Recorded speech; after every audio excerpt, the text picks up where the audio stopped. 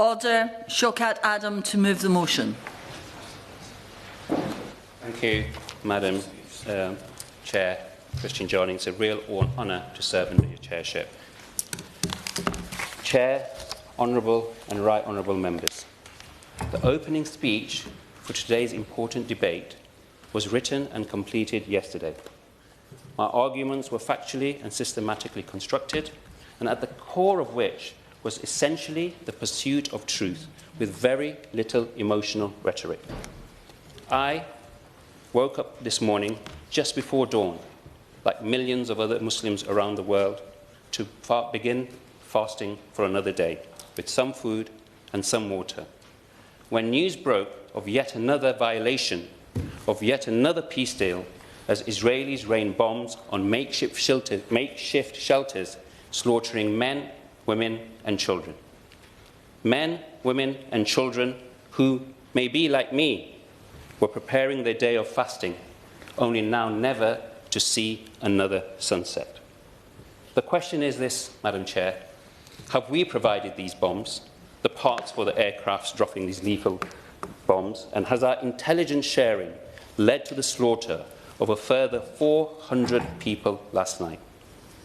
I beg the Minister today, please, not at this moment, I just want to make this moment. I beg the Minister today, please do not sit here and say we are doing everything we can, because that will be adding insult to injury. I agree, no one has openly called for the IDF to be given a Nobel Peace Prize in the Labour government. But indeed, when we haven't even summoned the Israeli ambassador to express our concerns or even contemplated economic sanctions, because in the words of our Foreign Minister, Israel remains an important ally. We have an important trading relationship worth £6.1 billion and involving 38,000 British jobs. The Minister further goes on to say, I am sorry, any discussions of sanction is just not correct. Can I just make a bit more progress? So, to the family of the children who were burnt alive last night, I am sorry. The government says we can't afford to lose the money. I'll give way to mine. I'm very grateful to my honourable friend for bringing this very important and timely debate here today. And he's right to draw reference to the Israeli airstrikes that killed over 400 people last night, shattering the fragile ceasefire and violating international law. But he will also know that this is against a situation where for the last 2 weeks we have seen a siege and blockade of Gaza, denying food, water, electricity, which is collective punishment and a war crime in itself under international law. Would you agree with me that the silence of the international community is unacceptable? It is not a choice. The international community, including the UK, have obligations under international law, and the UK government must enact those by putting immediate sanctions on Israel. I thank my honourable member for that intervention. I concur completely. In the words of Martin Luther King, we remember in the end not the words of our enemies, but the silence of our friends. So with that backdrop, let us continue. Because as mentioned, Madam Chair, today's debate has been secured on no other premise but to find the truth. At this moment, the very global order we helped build stands on the precipice of collapse. If we, as one of its architects, fail to uphold the principles that we set up, we will also be complicit in its destruction. No one voted me in or expects us to resolve the conflict in the Middle East overnight, single-handedly. But what the British people do demand, in their millions, rightfully and unequivocally, is moral clarity, a strategic commitment to ending hostilities, and the absolute assurance that our nation is not complicit in facilitating war crimes. Today's debate will not delve into the historical archives of the conflict dating back from Balfour onwards, the Nakba, the occupation and the consistent humiliation, the Hamas atrocities of October 7th. Instead, it is a legal and moral inquiry into our nation's military cooperation with Israel in the face of credible allegations, including genocide, now before the International Court of Justice. The ICJ has ruled that the occupation is illegal and is also warned that Israel's actions in Gaza may constitute genocide. Under international law, the UK has an obligation not only to refrain from facilitating these crimes, but to prevent them actively. Yet, despite this duty, our country continues to engage in military cooperation with Israel. The question before us, Minister, is very clear. Are we upholding the rule of law? I will be quick.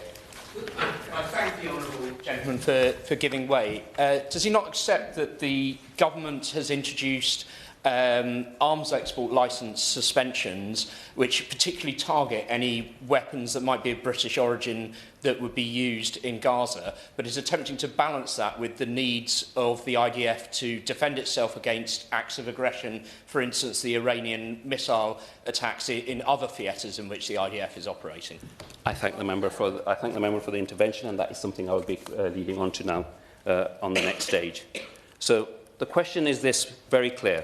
Are we upholding the rule of law, or are we complicit in its erosion? Members, too often we speak in numbers. Tens of thousands are dead, millions have been displaced. But as the saying goes, a single death is a tragedy, a million deaths a statistic. So before we proceed, I want us to all pause, not to cite figures, but to honour lives lost, and in two specifically. Shaban al-Dalwi, a 19-year-old software engineering student who had already been displaced 5 times. The eldest of 5 siblings, he had memorized the entire Quran and was just away from his 20th birthday when an Israeli airstrike hit the Al-Aqsa hospital compound. The world witnessed the horrific image of Shaban attached to an IV bag, his body burning alive. His mother, the woman who had nurtured his every single dream, was killed alongside him. For a crumb of solace, they were buried together in an embrace. Who can forget the face of Hind Rajab, a 6-year-old girl who was trapped in a car with 5 of her dead relatives, their bodies riddled with bullets? The whole world has heard her call for help, a voice scared but full of hope. Rescuers from the Palestinian Red Crescent Society responded. Unfortunately, they too were killed. These are not statistics. These are human lives. Please do take time to look at their faces. And the question before us again is, did we as a nation facilitate these crimes? In following from this, in September 2024, our own government acknowledged that Israel was at clear risk of not complying with international humanitarian law and admitted there was a risk that UK arms exports might be used to commit serious violations. And yet, according to Campaign Against Arms Trade, potentially £100 million worth of military equipment has been approved for export to Israel, including spare parts for F-35 fighter jets. Jets that require continuous maintenance to remain operational, therefore constantly requiring spare parts. Furthermore, exports of F-35 parts are covered under what we call an open general license, which allows unlimited exports to all approved partners worldwide. Hence, we will never know the real numbers. Now, given that more than 15% of every F-35 is made in the UK, Israeli airstrikes would simply not be possible without British components. Thank the member for giving way and bringing such an important debate. It was horrifying, heart-wrenching to wake up this morning to see more than 400 innocent Palestinians being killed, along with them children as well, bringing the death toll to over 48,000. Would the member now agree with me that Israel is not using weapons to defend itself, but rather using them against innocent Palestinians, and it's about time that government took action to stop selling arms so that international law can be prevented from being broken any further? I thank the honourable member for that intervention. In addition to the 400, we have seen close numbers of 50,000 Palestinians being killed, majority of whom are women and children. So in addition to the manufacturer supplying F-35 parts, it appears that RAF Marham in Norfolk has been used at least 7 times to send spare parts directly to Israel. Since declaring a so-called suspension of arms exports, the UK has issued 34 new licences, including those for essential aircraft components. So I asked the Minister directly, which licences were suspended in September 2024, which licences remain suspended, and why has the government refused to publish details of arms exports between July and September 2024? Furthermore, our military cooperation extends beyond arms sales. It is operational, especially using our airbase in Akrotiri, Cyprus. In 1 year alone, from December 2023 to November 2024, the UK conducted 645 surveillance and recon missions, which amounts to almost 2 flights a day. Interestingly, during the same period, the US moved heavy transport aircraft carrying military equipment to Akrotiri, and the RAF subsequently conducted daily cargo flights from Akrotiri to Tel Aviv. Now, we have been told that these flights are for surveillance and for hostage rescue. But if that is the case, then we must ask this question. Why did we use RAF Atlas C-1 aircraft, which are large enough to transport military vehicles and helicopters? Were we involved directly? I'll give way. Would the honourable member not accept that if we, in the unlikely event that RAF transport aircraft have been carrying something as large as a helicopter or a military vehicle from Cyprus to Israel, which is the first time I've ever heard that allegation made, that we might have seen evidence of such helicopters or military vehicles of British provenance? The Israeli Defence Forces have no need of such equipment. They have far more equipment than the British Armed Forces do. I thank the honourable member for his intervention. That is the question that I will wish to be answered. So were we involved directly or indirectly in the Israeli operation in Nusra in June 2024, when 276 Palestinians were killed at the rescue of 4 Israeli hostages? And critically, has our intelligence been used to conduct airstrikes? If so, under Article 25 of the Rome Statute, is the UK now legally complicit in war crimes? Would the member give way? I will give way. Would my honourable friend agree that allying with Israel, while it carries out a genocide, will bring about the end of the international world order as we know it? I thank the honourable member for his timely intervention. I concur completely. Now, the government claims that it only provides intelligence when it is satisfied that it will be used in compliance with international law. But what independent due diligence has been conducted to verify this? What have we in fact witnessed if hundreds of UK flights have taken place over Gaza? And in fact, what crimes, if any, have we seen ourselves? In light of this morning, why has the RAF continued to deploy Shadow R1 surveillance flights towards Gaza amid the ceasefire, with the stipulation of the ceasefire explicitly forbidding surveillance operations? Is this not in fact a violation of the spirit of the ceasefire agreement? And can the Minister confirm that the Israeli armed forces will not use surveillance supplied by the RAF flights during hostage exchange in future attacks on Gaza? This war has taken the lives of an unprecedented number of aid workers too, including 3 British nationals killed while working with the World Central Kitchen humanitarian convoy. Their families have repeatedly requested video footage from our own Shadow R1 surveillance aircrafts, which was operating above Gaza at the time. The government has refused to release it. Similarly, on May 27th, when at least 45 Palestinians were killed in Rafah, another UK surveillance aircraft was in operation. Again, the footage has not been released. Why? What is being hidden, if anything? And if we are confident in our innocence, why the secrecy? And finally, we must address Gibraltar. There is now mounting suspicion and evidence that UK facilities in Gibraltar are being used for the facilitation of arms shipments, harbour services and jet fuel supplies for vessels transporting weapons from the US to Israel. Can the Minister please clarify the usage of Gibraltar in the war effort? In conclusion, Madam Chair, we must confront the bigger picture. The UK helped build the modern international legal order, but we risk dismantling it today. International law is not a game of pick and mix, where we enforce it in one case, namely African despots, and ignore it in another.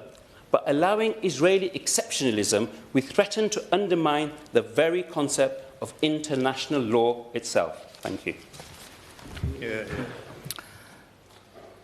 Can I remind members they should bob if they wish to be called in the debate? And can I ask you to possibly keep to an informal limit of about 3.5 minutes, please?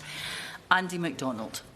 Thank you, Ms Jardine. It's a pleasure to serve with you in the chair. And I congratulate the honourable member for Leicester South for bringing this timely debate.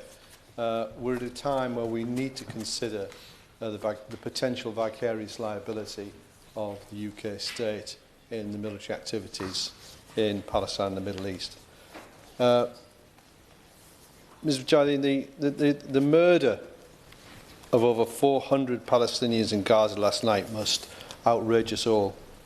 The past fortnight has seen the passage of aid through Israeli checkpoints denied, leaving the Palestinian population in Gaza with less food, less water and fewer vital medical supplies.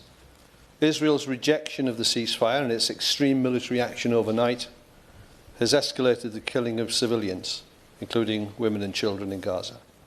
And it's a reasonable assumption that these airstrikes will have been conducted with, at least in part, F-35s, which the UK continues to manufacture parts for and supply maintenance parts for.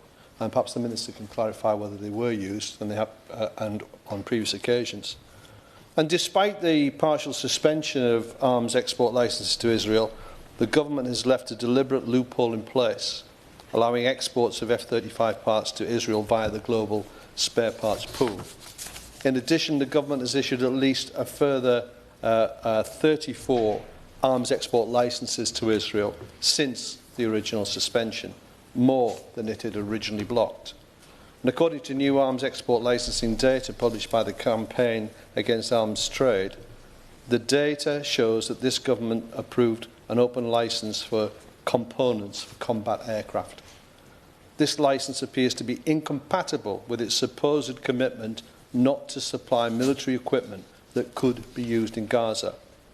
And we've been made aware from the reports of the High Court case between Al-Haq and the Business and Trade Secretary that the government continued sending F-35 fighter jet components to Israel despite knowing that there was a clear risk that they could be used to commit or facilitate a serious violation of the international humanitarian law, the High Court has been told. I'll certainly give way. I thank my honourable friend for giving way. Would he accept that it's more likely that F-35s were in use to shoot down Iranian drones, cruise missiles and other projectiles that were fired at Israel? This is a system or a platform that Israel needs to use to defend itself, and it's faced two of the largest barrages of weapons fired at civilian targets ever in post-World War II history. I thank the honourable member for that intervention. Israel, as he's mentioned on several occasions, is perfectly entitled to defend itself against Iranian attacks in that way.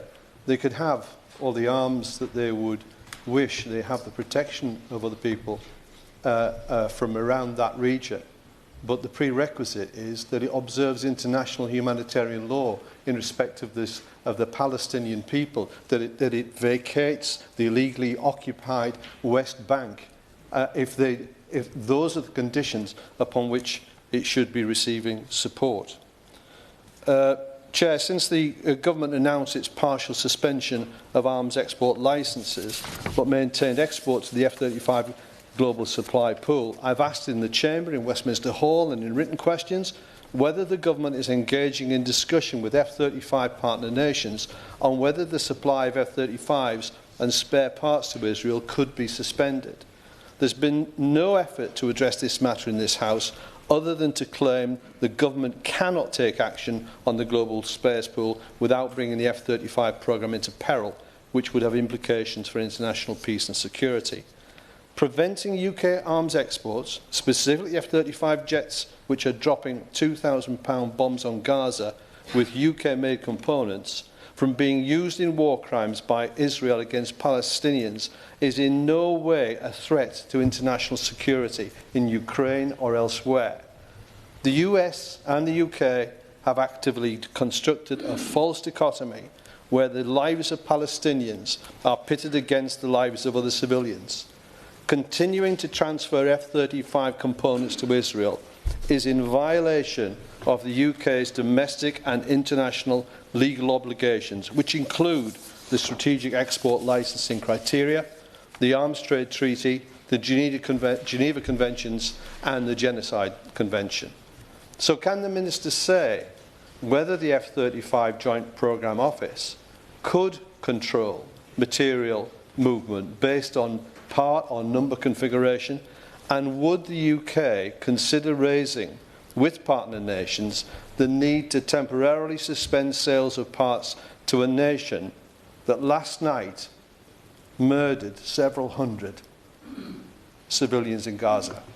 And can he say what the legal implications are for the government if it is concluded that the F-35s have been used to pursue war crimes, crimes against humanity, or indeed genocide against the Palestinians? Sian Berry. Thank you, Ms Jardine. It's a pleasure to serve under your chairship today. And I'm very grateful to the Honourable Member for Leicester South for leading this debate. As members have mentioned today, as we discuss the UK's military collaboration with Israel, more than 400 Palestinians have been killed in Israeli airstrikes in the past 24 hours.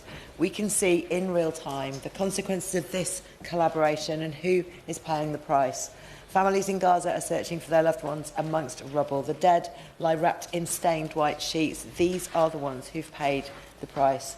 And meanwhile, this government has been relentless in pushing for the continued export of UK-made parts for F-35s.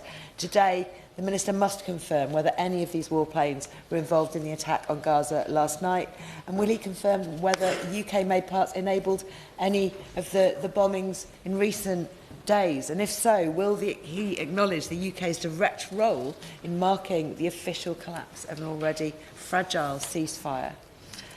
In September 2024, the government admitted Israel is not committed to complying with international humanitarian law, that there was a clear risk the UK arms exports might be used to commit serious illegal violations, and introduced a partial suspension of 29 arms export licences to Israel.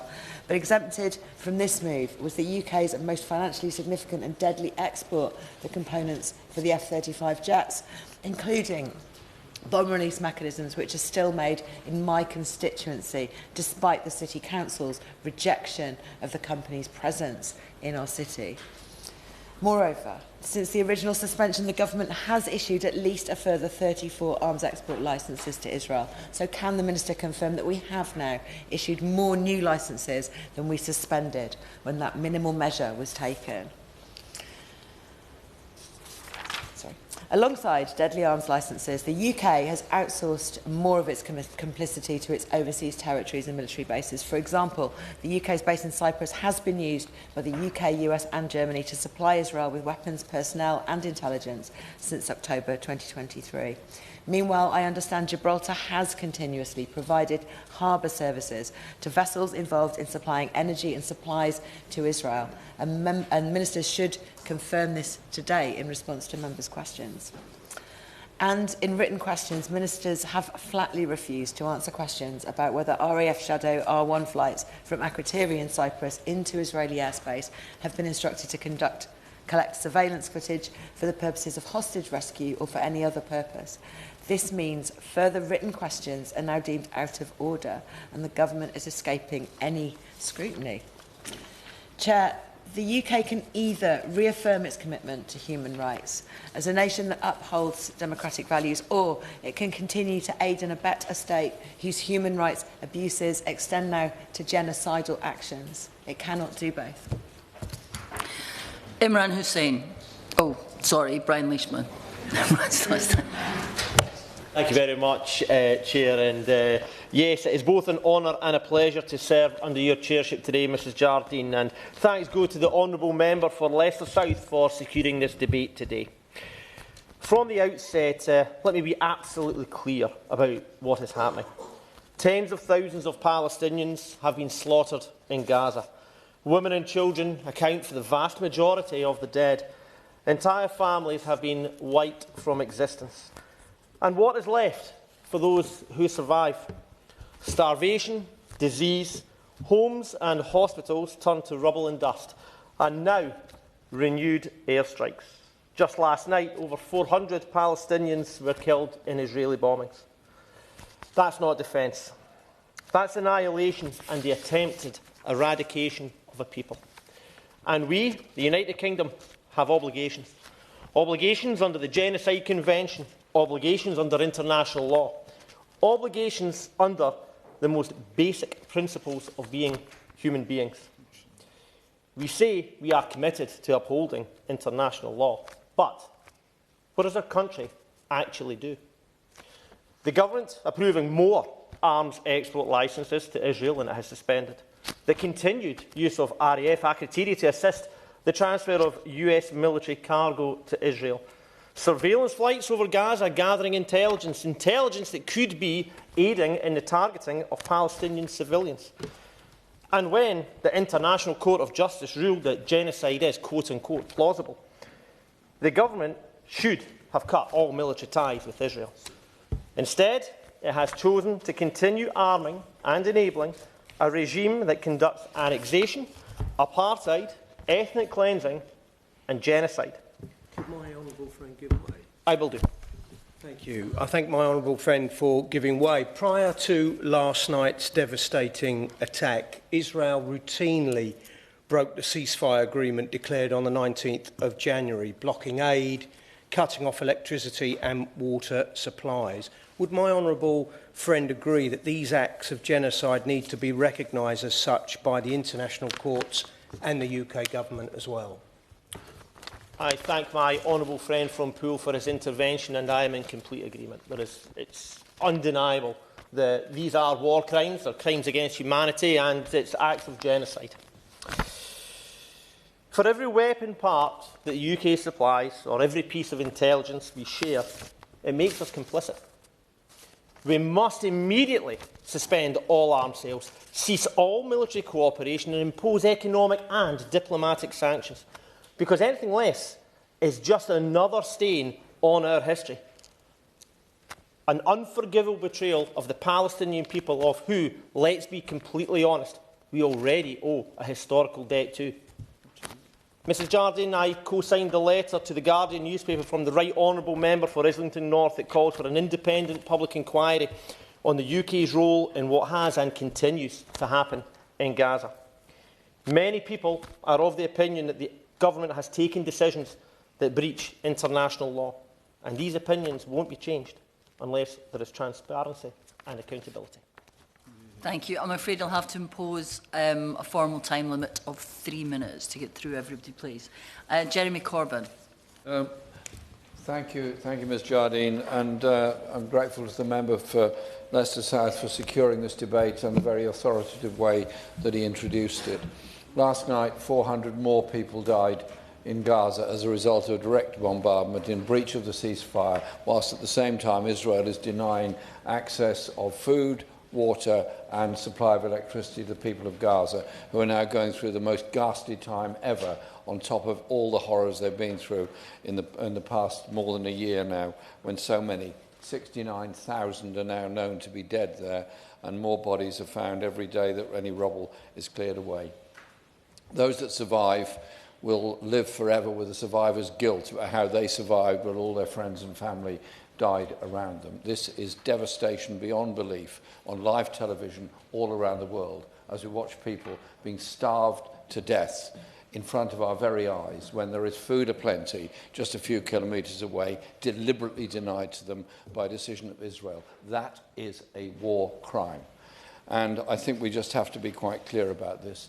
In the statement yesterday in the Chamber, in response to the G7 summit that the Foreign Secretary had attended, I asked this specific question about international law and the war crimes that I believe Israel has been committed, and he seemed to me to concede that Israel was indeed in breach of international law, and I think that is quite significant. Presumably there are many Foreign Office briefings going around saying that Israel is in breach of those laws. But that then leads to the second question. If we as a country knowingly accept that Israel is in breach of international law and continue to provide them with the weapons under which people can be killed in Gaza, then we ourselves as a country also become complicit in breaches of international law. These laws are there for a purpose, and they were put there for a purpose to try to prevent genocide and prevent these crimes against humanity that are happening before our very eyes. Yes, of course. I'm very grateful to my honourable friend, and he makes a powerful case. Will he agree with me that the situation now with regards to the international dimensions is so clear, with the ICJ investigating genocide, with the ICC investigating war crimes, even though they continue to be attacked for that? There is no room now for any nation to move away and deny the real serious international situation. And the second point he would agree with is that, frankly, silence also goes towards the issue around hypocrisy and double standards. Very short in time, so if members could restrain from interventions in order to get through every speaker. Thank you. I'll be very brief, Ms Jardine, because clearly we need to get through the debate and get the front benches up to speak. But I absolutely endorse what my honourable friend said there. And I attended the International Court of Justice hearing when South Africa presented an historic and absolutely brilliant case, and has led to that historic opinion being offered by the court. And I was also present in The Hague when we launched the Hague Declaration by a number of nations around the world who've dedicated themselves to diplomatically pursue the support for the ICJ and ICC decisions, but also to recognise that Israel is in breach of the Fourth Geneva Convention on the obligations on occupying powers in countries, and that obviously applies to Israel in the case of Gaza and the West Bank. And so the Hague Declaration is, I think, an important step forward. Specific points I'd be grateful if the Minister could answer. What exactly is going on at RAF Akrotiri? What was it that the Prime Minister on his visit there said he couldn't talk about, but there was lots of it going on? A very strange statement to make, a very strange comment to make on television at that time. Why are there so many flights going from Akrotiri to Israel? What is happening, as my friend from Leicester South pointed out, to the information collected by those overflying flights on Gaza? Is all the information collected going to be provided to the International Criminal Court and the International Court of Justice to pursue their investigations if they request it? The 300 licences that still exist have now been increased by another 34 that have recently been approved. Thank you. Chairship. Thank you. Sorry, time's up. Your time's up. Sorry about that, but time's up. So if we could have Jim Shannon now, please. Can I thank the member for Leicester South for raising the issue? He and I have a very different opinion on the issue, and he knows that. But the one thing we are committed to is to see a just peace and see that peace for the people in Gaza and Israel, and securing the hope of a different future for every child, regardless of race or religion in that area. That is my desire, and I know that to be the aim of this House. And this is something that I work towards. I speak as a friend of Israel, very much a friend of Israel, very proud to be a friend of Israel, will always be a friend of Israel, and will speak from that perspective. I must, however, also indicate there's a time for peace through strength. This is certainly what is needed. The facts of the matter are that Israel was mercilessly attacked. The hostage releases, and indeed the parading of infant bodies and coffins, highlight the mentality of those who carried out the October 7th atrocities. Some 1,200 killed, men, women and children, women raped, indescribable violence by Hamas terrorists. With Hamas, there is no remorse, that is clear. There's a clear hatred. And when you know where you stand, when you know the scorpion can sting, then you protect yourself. And that's what Israel does. Hamas can do nothing other than hate Israel and seek for her eradication. And I would never, ever support any calls for Israel to not have the means to defend herself, as she does and does rightly. I've lived through terrorism and the Troubles. I'm beyond thankful that my children have never checked below their car like their dad did, or been stopped at an army checkpoint. Don't remember the days of the bombs exploding and the pain of innocent victims who were in the wrong place at the wrong time. I don't advocate for war when I felt the pain of it. However, I know that nations must retain an ability to show that it can and will defend its people when peace is no longer an option. Israel did not use its military prowess until atrocities were carried out on it. It is my hope that the time has come for a solution for Israel and the decent people of Gaza.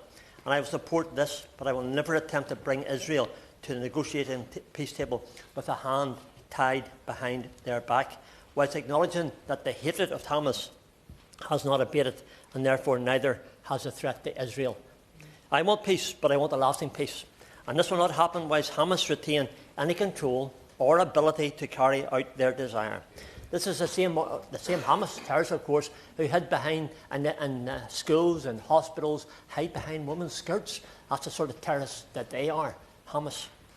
The rules cannot change, and those who hate Israel remain players in the game. Israel must have access to weapons and the support that they deserve, and also must have access to wise counsel to help provide a plan and a way forward. And I hope that this great United Kingdom of Great Britain and Northern Ireland will continue to be a friend to Israel in word, wisdom and deed, as I am every day of my life, and indeed will be for the foreseeable future and every breath that I have in this world. Thank you. Luke Akehurst, if you could possibly keep it brief, as you've had several interventions. Thank you. Thank you. It's an honour to serve under you as Chair, Ms Jardine. I want to thank the Honourable Member for Leicester South for securing this debate today and the sincerity of the remarks that he made. I know this is an issue that he cares deeply about. I refer Honourable Members to my register of financial interests. Recent months have seen dramatic shifts in global geopolitics, and I pay tribute to the Prime Minister for the leadership he has shown defending our country's alliances in uncertain times. These developments are a reminder of how important our country's defence and security relationships are. In the Middle East, we have deep and historic links both with Israel and much of the Arab world. The military cooperation between the UK and Israel helps keep our country safe. Over decades, Britain and Israel have conducted joint military exercises in areas like counter-terrorism, cybersecurity and defence technology.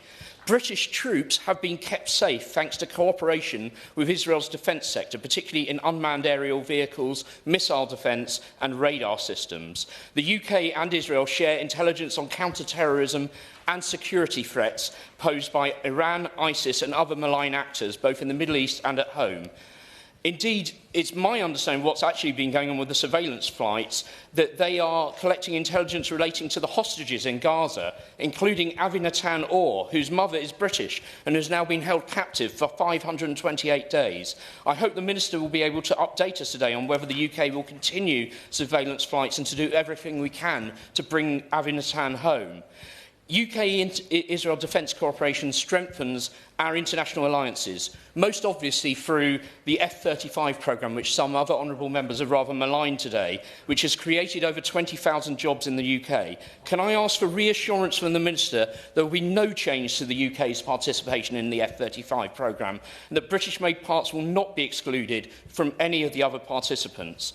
Disrupting collaborative programmes that have been painstakingly negotiated over decades with multiple international partners, in this case a programme where we have a unique position as the only Tier 1 partner, would mean that we would not be trusted to be a reliable partner in future international collaborative programmes that are critical for our national security, our technological base and the future of our aerospace industry. And I'll finish by saying that military cooperation with Israel brings benefits to civilian populations in the Middle East, Israeli and Palestinian. Last year, when Iran launched unprecedented ballistic missile attacks against Israel, which could have killed Palestinians as well as Israelis, British jets and intelligence played their role in shooting them down, saving Israeli and Palestinian lives and avoiding a huge escalation that could have brought all-out war across the region.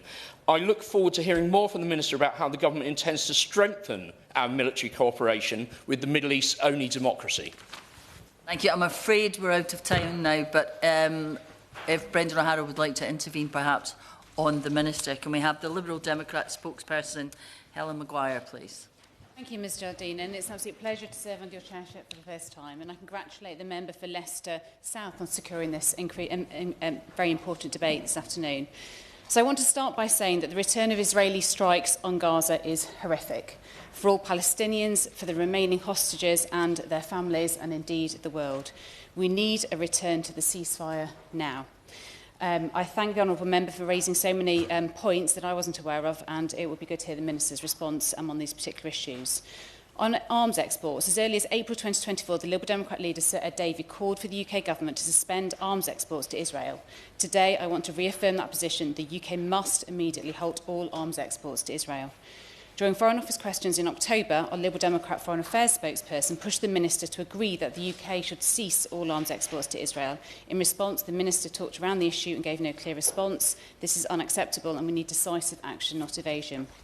Liberal Democrats have long championed tougher controls on UK arms exports to ensure that British-made weapons do not contribute to human rights violations, and we support a presumption of denial for arms exports to all governments listed in the FCDO's Human Rights and Democracy Report as human rights priorities, which includes Israel.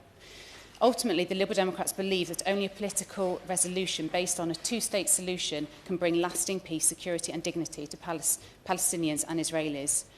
Developments in recent weeks, however, have undermined efforts by moderates on both sides to maintain a ceasefire and move towards a durable peace in the region.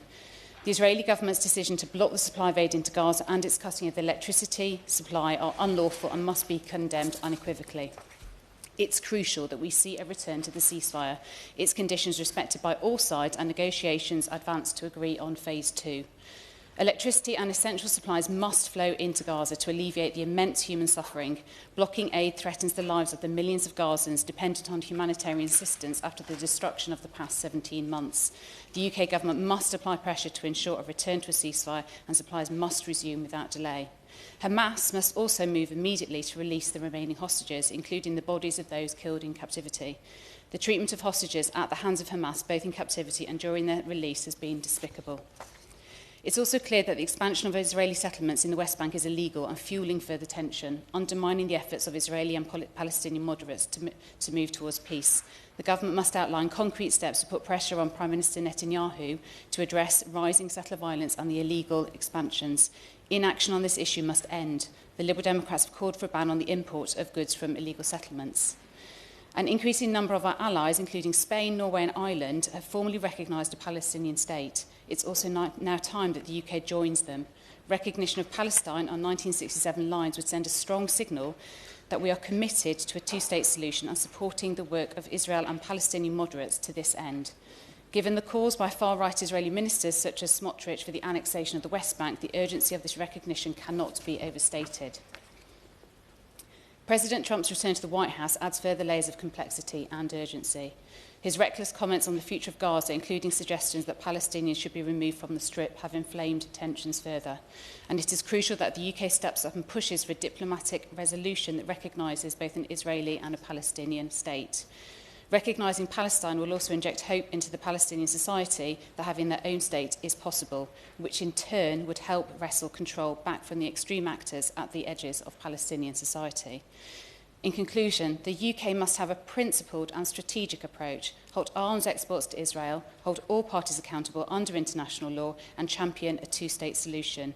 This government must stop ducking these critical issues and take a stronger stance, one that can contribute to a just and lasting peace. Thank you. Thank you. Opposition spokesperson Mark Francois. Thank you very much, Mrs Jardine. It's a pleasure to serve under your chairmanship in Westminster Hall this afternoon. In accordance with parliamentary tradition, can I congratulate the new member for Leicester South in securing this important debate this afternoon. As I understand it, he is a graduate of the University of Manchester Institute of Science and Technology. So I hope he'll appreciate it if I make a few points in my speech about the defence-related events which have taken place recently at some British universities. Perhaps I could begin by making some general comments about the situation in Gaza, as raised by several honourable members this afternoon. I was on the front bench in the House of Commons on Thursday the 16th of January 2025, when the Foreign Secretary delivered the statement to Parliament concerning the ceasefire deal. Clearly, the events overnight, including the bombing of targets in Gaza, are very concerning, as several honourable members this afternoon have already highlighted. The release of the remaining 59 hostages held by Hamas since the atrocities of October the 7th is key to a sustainable end to the conflict in Gaza and to building a better future. The British government should be directly involved in efforts to find a way through this very difficult moment. and the international community must also reiterate there can be no role for Hamas in Gaza's future. The Foreign Secretary argued back in January that the only viable long-term settlement of this issue is via a two-state solution, which would permit the creation of a credible Palestinian state, not under Hamas control, alongside an Israel with secure borders, free from terrorist attack. This has long been my view too. We all want to see an end to the suffering in the Middle East, and in Gaza in particular. But I do believe it is only via a two-state solution that this can ultimately be achieved. With regard to the defence industry, as referred to by the honourable member for Leicester South, we on these benches do believe it is necessary to retain a viable defence manufacturing base in the United Kingdom, both for strategic reasons and also because the defence industry plays a vital role in ensuring the prosperity of the United Kingdom. In economic terms, the trade body Aerospace, Defence and Space, or ADS, estimates that in the year 2022-23, defence work contributed approximately £38.2 billion to the United Kingdom economy, with exports reaching £38.7 billion. In the same year, ADS also estimated that the defence, aerospace, security and space sectors combined supported 427,500 direct jobs. In addition, it is worth recording today the UK's defence industry has been a key supplier in providing equipment for the defence of Ukraine. For example, the new light anti-tank weapon, NLAW, was used very effectively by Ukrainian troops in the defence of Kyiv in the first days of the full-scale Russian invasion in February 2022. Not only were many of those weapons manufactured in Belfast, but for years Britain had been training Ukrainian troops following the first invasion of Ukraine, including Crimea, in 2014. It was a combination of British military training and British supplied equipment that helped to prevent Russia overrunning the capital of Ukraine in the first few days of that invasion. Indeed, it's probably true to say that had we not provided the Ukrainians with those NLAWs and, crucially, trained them in how to use them in complex anti-tanks ambushes, the Russians would probably be having dinner in Kyiv this evening. There's an inscription on the Korean War Memorial in Washington which says quite simply, freedom isn't free. That freedom has to be defended, and in a modern world that requires military technology to do so. And whilst I can understand the passion of the honourable gentleman for Leicester South in this debate, which he has articulated today, I would say to him, most respectfully, that he is able to make these arguments in a democratic forum and to criticise the government of the day publicly because he's fortunate to live in a parliamentary democracy. That's not something we can say of all of the countries in the Middle East. Moreover, yesterday saw the death, aged 105, of the last remaining Battle of Britain fighter pilot, Group Captain John Paddy Hemingway, DFC. We pay tribute to his brave service in Parliament today. Importantly, had we not had a defence industry in 1940 manufacturing Spitfires and Hurricanes, and this debate at Westminster this afternoon will not even be taking place. So we need a defence industry, madam, and we need people who are allowed at university freely to choose to enter it without fear of intimidation. Thank you. Minister Pollard. Thank you, Chair. And can I say I'm grateful for the Honourable Member for Leicester South for calling this debate and the way in which he opened it with his questions. I'll try to respond to all the points he raised, but combined with the questions from Honourable Members, if I miss one out, I'm happy writing to him at the end of it to make sure that we cover off all those points. I'm sure we were all united this morning by our collective disappointment at the developments overnight. And so let me be very clear. The reported civilian casualties resulting from Israel's actions last night are appalling. We do not want to see a return to fighting. More bloodshed is in no one's interest. Our priority is encouraging all parties to return urgently to dialogue and ensure the ceasefire agreement is implemented in full and becomes permanent. Peace and security for Israelis and Palestinians lies down the path of a proper and respected ceasefire. It lies down the path of releasing the hostages and restoring humanitarian aid. And ultimately, it lies down the path of a two-state solution. So we will step up our work with partners across the region to restore aid and secure the release of the hostages through negotiation. Humanitarian aid should never be used as a political tool. Israel must restart the flow of aid immediately. And we're grateful for the governments of Egypt and Qatar for the important role they're playing in facilitating the hostage release negotiations, as well as the King of Jordan for his efforts to increase humanitarian assistance into Gaza. We will all have welcomed the release of 38 hostages so far, including Emily Damari and Eli Sharabi, and our thoughts are with those still waiting to be reunited with their loved ones. And I repeat our calls for all hostages' immediate release and for a surge of humanitarian aid into Gaza. I now turn to the subject of the debate, our military cooperation with Israel. The UK shares an important, long-standing and broad strategic partnership with the State of Israel. Our defence partnership with Israel aims to support the security of an important partner and reduce tensions in the wider region. It incorporates a range of defence engagement activity, including defence education, joint training and capability development.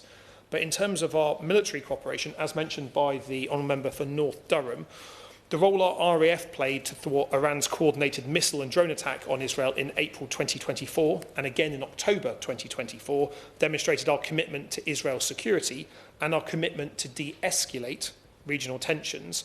As the House has been updated previously, in the aftermath of the shocking attacks on October 7th, the RAF conducted unarmed surveillance flights over the eastern Mediterranean, including in airspace over Israel and Gaza. I can reassure honourable members, because I believe it was raised by a number, including the member for Brighton Pavilion, that these are solely in support of hostage rescue, and only information relating to hostage rescue can be passed to the relevant authority for hostage rescue. We would only pass information where we are satisfied that it will be used in accordance with international humanitarian law. As in the past, and as with other nations, any future defence activity with Israel would be subject to a rigorous overseas security and justice assistant assessment to assess compliance with human rights obligations and international humanitarian law. Whilst we recognise and respect Israel's right to defend itself following October the 7th and condemn the brutal attacks by Hamas in the strongest possible terms, we have had and continue to have concerns around Israel's conduct. The Prime Minister and UK government ministers continue to raise these concerns with their Israeli counterparts. The Foreign Secretary has visited Israel and the occupied Palestinian territories 3 times since taking office, most recently in January, and has pressed for a ceasefire and adherence to international humanitarian law, the return of hostages and a broader resolution. We are clear that the remaining hostages must be released and the way to return them safely is through a deal. All parties, including Israel, must observe international humanitarian law. And as the Foreign Secretary has said, we urge Israel to lift aid restrictions immediately and restore the supply of humanitarian assistance that the people of Gaza so desperately need. The Liberal Democrat spokesperson raised the issue of around the West Bank as well. We recognise Israel's right to defend itself and the continuing threat posed by armed groups, but Israel must provide civilians and show restraint to ensure the scale and conduct of its operations are proportionate with the threat posed. The Foreign Secretary has raised our concerns around Israeli operations in the West Bank with the Israeli Foreign Minister, and our position remains that Israel's actions must be in accordance with international humanitarian law in the West Bank as well as in operations in Gaza. Please, yeah. Yesterday, the Foreign Secretary admitted that Israel was breaking international law. Therefore, does the Minister acknowledge that Israel's actions and our government's refusal to act against them, including the refusal to ban all sales of weapons, will be watched carefully by rogue states such as Russia and will be used as a template for actions which are or are not allowed on the international stage? Thank you for the intervention. Our position remains that Israel's actions in Gaza are at a clear risk of breaching international humanitarian law, and we'll continue to raise our concerns with Israel in relation to that. I do want to quickly get onto the arms exports issue that was raised by the member for Leicester South before I conclude. Over recent years, UK arms exports have accounted for less than 1% of total defence exports to Israel. And as honourable members will be aware, when my right honourable friend, the Foreign Secretary, took office in July 24, he ordered a review of Israel's compliance with international humanitarian law. And on the 2nd of September, he concluded there was a clear risk that UK exports to Israel for use in military operations in Gaza could be used to commit or facilitate serious violations, at which point my right honourable friend, the Business and Trade Secretary, took the decision to suspend relevant export licences to Israel. I'm going to make progress if I can, because I've only got a few moments left, if that's all right. As honourable members are aware, this does not include exports of components around the global F-35 programme. As previously set out to Parliament, it was necessary to exclude exports to the F-35 programme from the scope of the suspension because of the programme's broader strategic role in NATO and wider implications for international peace and security. And while the UK government's support to Israel remains steadfast in the face of aggression and terrorism, it is clear that we must and do have a robust export licensing regime, and that we keep all licences under close and continual review. Now, the issue of overseas territories has been raised for operational security reasons, and as a matter of long-standing policy, the MOD neither confirms or denies nor comments on any foreign national military aircraft movement or operations within UK airspace or on our UK overseas bases. Chair, to conclude, events overnight are a major setback. We want to see the fighting stop. I think that's shared by all members who spoke in the debate today. The ceasefire must be re-established, a return to dialogue must be achieved, and the remaining hostages must be released. A surge of aid must be delivered to the people of Gaza. And whilst the challenge is much greater today than it was yesterday, we will continue to work alongside allies and partners towards those goals and a two-state solution that delivers security for Israelis, dignity for Palestinians, and a lasting peace in the region. I'd be happy to have a further conversation with the honourable member for the points I didn't get to because of the shortness of the remarks, but I'm happy picking that up outside this debate. Thank you. Shaukat Adam to wind up. Thank you, Ms Jardine, to honourable members for all their sincere contribution. I just want to add a couple of points. Firstly, regarding the release of hostages, which we all want to see released. But this was a quote from the Hostages and Missing Families Forum, which said the Israeli government has chosen to give up the hostages. And also, in our shadow minister, I agree with the defence industry. We must have a robust arms industry too. But I do pray our children's lives are never at the behest of an economic profit of a nation. Madam Chair, colleagues, history will judge us not by our words but by our actions. So let me be completely clear. This debate is not an attack on our government, nor is it about politics. It is simply about truth. Because only truth can serve justice, and only with justice can we bring about peace. So I urge this Hall to reflect not on any political loyalties, but on a moral duty. Because when history looks back at this particular moment in time, we must be able to say with absolute certainty that we stood on the right side. That is the least we owe to Shaban and Hind and all the dead children of this conflict. Thank you. Thank you. The question is that this House has considered military collaboration with Israel. As many as are of that opinion say aye. Of the contrary, no. I think the ayes have it. Order. The sitting stands adjourned.